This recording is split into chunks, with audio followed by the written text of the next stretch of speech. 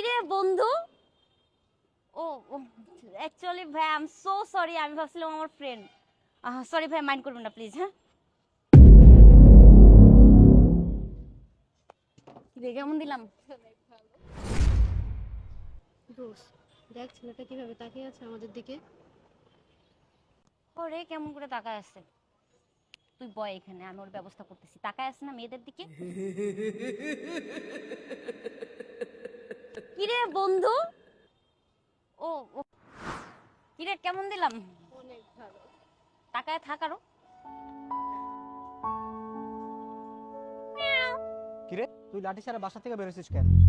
ওই জুয়েল ভাই আমাকে নিয়ে আসছিল। এই লাঠি ছাড়া বাসা থেকে বেরোবি না আর। ওঠ,